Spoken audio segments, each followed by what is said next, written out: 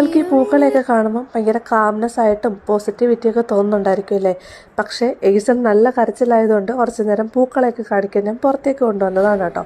ഏയ്സന് നല്ല ചുമയായിരുന്നു, അതുകൊണ്ട് തന്നെ അടുത്തുള്ളൊരു ക്ലിനിക്കിൽ പെട്ടെന്ന് കൊണ്ടുവന്ന് കാണിക്കാമെന്ന് വിചാരിച്ചേ. അങ്ങനെ ഡോക്ടറിനെ കണ്ട് കാര്യങ്ങളൊക്കെ ഞാൻ വിശദമായിട്ട് പറയുന്നുണ്ട് കേട്ടോ. എന്നിട്ട് അവിടുന്ന് മരുന്നൊക്കെ മേടിച്ചിട്ട് ഇറങ്ങി. ഏയ്സന് നെബുലൈസേഷൻ പറഞ്ഞിട്ടുണ്ടായിരുന്നു, നമ്മളത് വീട്ടിൽ വന്നിട്ട് കൊടുക്കാമെന്നൊക്കെയായി. അങ്ങനെ വീട്ടിൽ വന്ന് നെബുലൈസേഷനൊക്കെ ചെയ്യാൻ കേട്ടോ. അപ്പം ഇന്നത്തെ വീഡിയോ ഇത്രയേ ഉള്ളൂ. വീഡിയോ ഇഷ്ടപ്പെട്ട് കഴിഞ്ഞാൽ ഒന്ന് സപ്പോർട്ട് ചെയ്തേക്കണേ.